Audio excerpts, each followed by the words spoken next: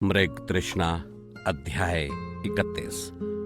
मनोज मिंथ और राजीव राय जब बंकिम दंपति के घर पहुंचे तो वहां उन्हें छानबीन के लिए कोई महत्वपूर्ण वस्तु हाथ ना लगी। लाशों का पोस्टमार्टम हो चुका था। घर को अभी अकेला नहीं छोड़ा जा सकता था, इसलिए एक पुलिस दल निगरानी के लिए तैनात था। मृतकों के दूर दराज से आए कुछ रिश्तेदारों को घर के अंदर जाने की अनुमति मिल चुकी थी। वैसे मिंथ और राजीव अच्छी तरह से जानते थे कि उन्हें यहां कुछ भी मिलने वाला नहीं है, कम से कम कोई सबूत तो बिल्कुल नहीं। वे केवल लाशों की सिचुएशन और हत्या करने के तरीकों को विस्तार पूर्वक सुनना चाहते थे। इस कार्य के लिए उसने पुलिस दल के प्रमुख इंस्पेक्टर अतुल सचान को चुना। सब कुछ ठीक से जानने के बाद और भली भांति विचार विमर्श करने के बाद मिंथ और राजीव राय बुरी तरह से चौंक गए, क्योंकि उनके अनुसार ये कार्य प्रणाली निश्चित रूप से आईएसआई की कार्य प्रणाली थी।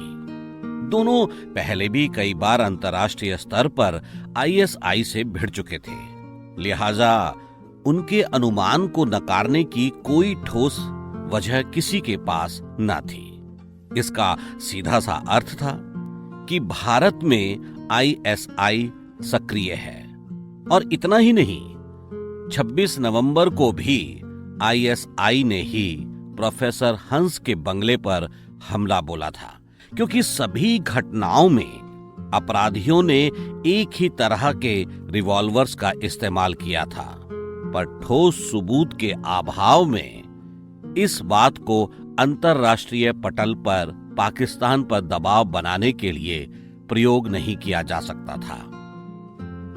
यद्यपि देश के अंदर इस पूर्व अपेक्षित लेकिन नवीन तथ्य ने उन दोनों को तो चौंका दिया था, साथ ही पूरे राष्ट्र में भी खलबली सी मच गई थी। राष्ट्र की सुरक्षा व्यवस्था मजबूत होने के दावों पर उंगलियां उठने लगी थीं, लेकिन मिंथ और राजीव राय को यह भरोसा हो चला था कि वे शीघ्र ही अपराधियों तक पहुंच जाएंगे, क्योंकि दोनों पहले भी कई बार विभिन्न मोर्चों पर आईएसआई को मात दे चुके थे। एक बार वे निर्णय ले चुके थे कि पूरे देश से आईएसआई का समूल नाश करना है। फिलहाल आने वाले दिन पूरे देश में और संपूर्ण विश्व में यही खबर सुर्खियों में थी कि भारत में आईएसआई सक्रिय। पाकिस्तान ने बेहद आसानी से इस खबर का खंडन कर दिया और कहा कि भारत बिना किसी सबूत के उनके देश को अंतर्राष्ट्रीय मंच पर बदनाम करना चाहता है।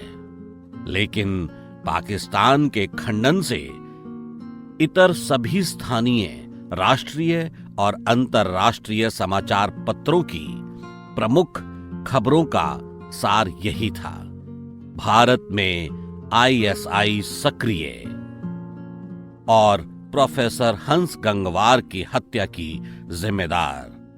अध्याय 31 समाप्त होता है।